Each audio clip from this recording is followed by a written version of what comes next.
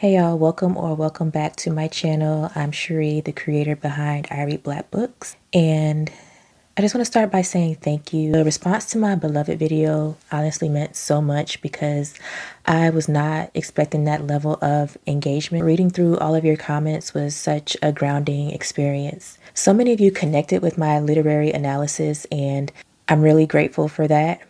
I also appreciate the feedback, and y'all kept it real classy in the comments, so thank you for that. Some of you shared some insights, some context, and some interpretations that I hadn't thought of before.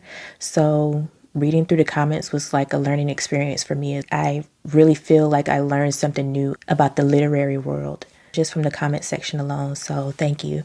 It reminded me why I love having conversations about books in the first place and why we need to have these conversations. And after finishing that video and kind of sitting with all of your responses, I kept thinking about the feeling that Beloved leaves you with, like that haunting feeling, not just the plot, not just the analysis, but just like that atmosphere and haunting emotional weight. I wanted to share some books that kind of gave me similar feelings. And I'm not at all comparing these books to Beloved. Most of these aren't even gothic in the traditional sense, and some of these aren't even horror, but they all just kind of left me with similar vibes. These are stories that feel haunting in lots of different ways, emotionally, spiritually, historically, and I kind of just wanted to share.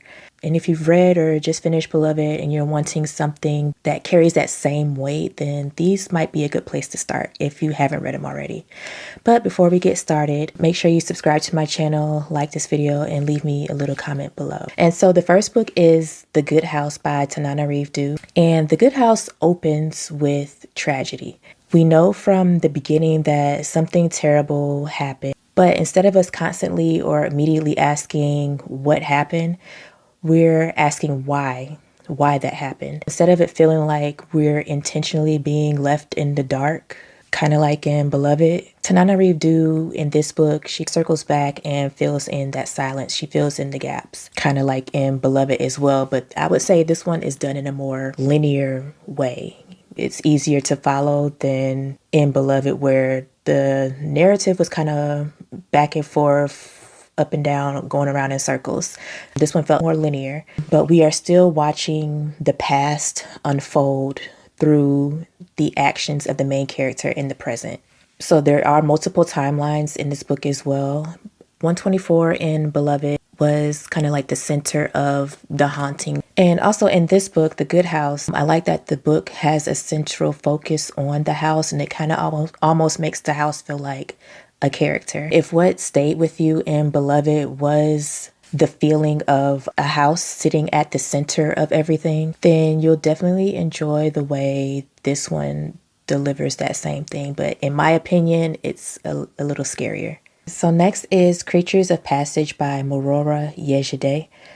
And I've talked about this book before. I think it's extremely underrated. Creatures of Passage feels like reading inside of a fog. You know how like in a scary movie where a character is having a dream or a nightmare and they're kind of like floating through the hallway and it's dark and it's gray and hazy and they look down and the floor is covered in fog?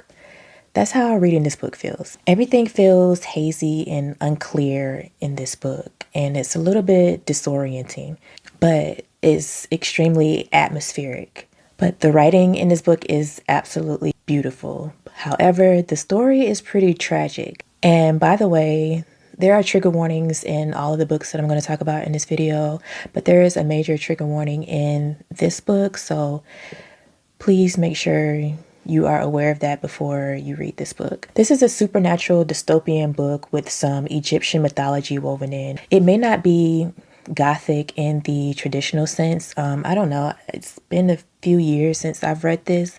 I don't know. It might be. This may be a good one to analyze as well because, I mean, you do have the setting, you do have the isolation, definitely the atmosphere. It feels like the world that we're in is very unstable, and that's kind of a gothic aspect as well. So I don't know, this one may be a good one to check out.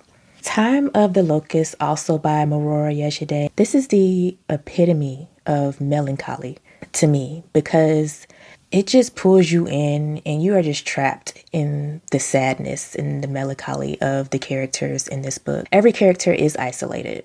And not just physically, but mentally as well, mostly mentally. You feel really, really claustrophobic inside of their thoughts and emotions. This book is so mind-bending.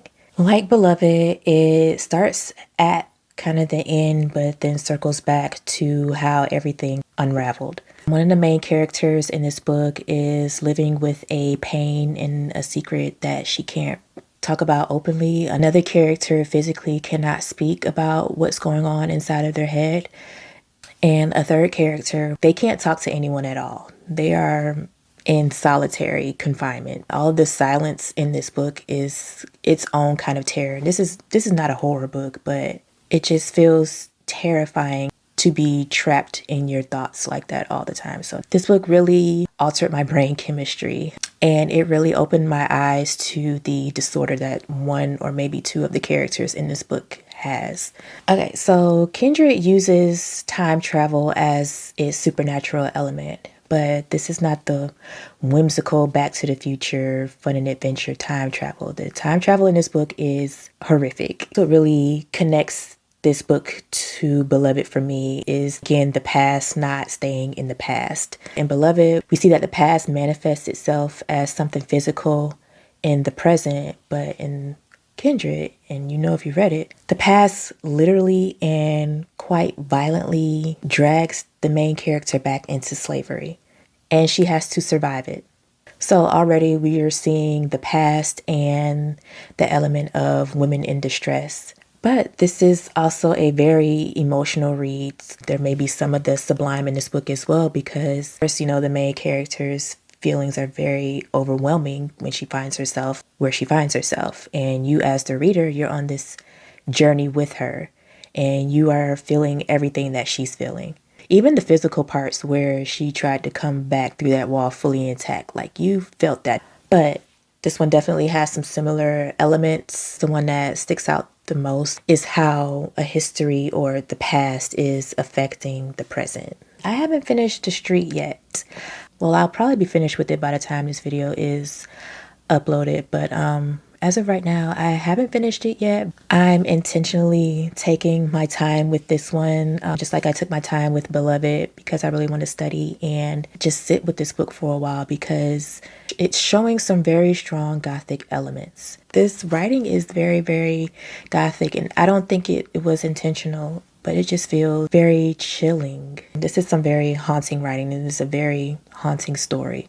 I just got to a chapter where a possible supernatural element has been introduced, but we'll see how it plays out. This book was recommended to me a while ago as a Gothic read. And like I said, I'm starting to see why, because I didn't see it at first. After reading the synopsis, I was skeptical, but now I'm really seeing it. Even from the beginning, from the first sentence, I'm already seeing that they might have been onto something.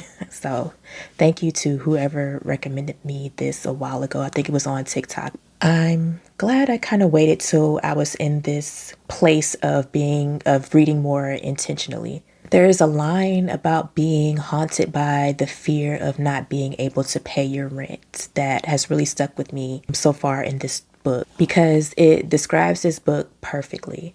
You wouldn't think from the cover and from the synopsis that this could be that haunting of a book. The line is haunting, but in a realistic way. So now I'm thinking like, okay, maybe that's how this book is going to go. Haunting, but also real. It's also very suspensefully atmospheric. And I don't even think it's trying to be. It's just the vibes in this book are giving very Gothic. I feel this sense of dread. I know something bad is going to happen. I know it's coming. And I'm already seeing a sense of isolation and a woman in distress. There's also this suffocating pressure to survive day-to-day life. And it's really good. So as you can see, I'm kind of leaning into this slower, heavier, more intentional reading this year. All the other books on this list, except for The Street, I read years ago, and they still stick with me. after all this time. They've made that much of an impact on me, and I really love books like that. So let me know in the comments some books that you want to read or revisit this year, or what are some books that have made a really big impact on you. And also, what do you think of the state of literature moving forward? I know that's like a topic for a whole other video, but I'm just curious. Like, what do you think the next big movement in literature is going to gravitate towards? And don't say AI slop. Don't put that in the atmosphere. Like, me personally, I would like to see more gothic horror literature by Black authors. What do you think the next era is going to be like? Do you think there will be another era like the Harlem Renaissance, or what's going to be like the new genre fad? Let me know what you think. Okay, like, subscribe, comment, share, and thank you so much for watching.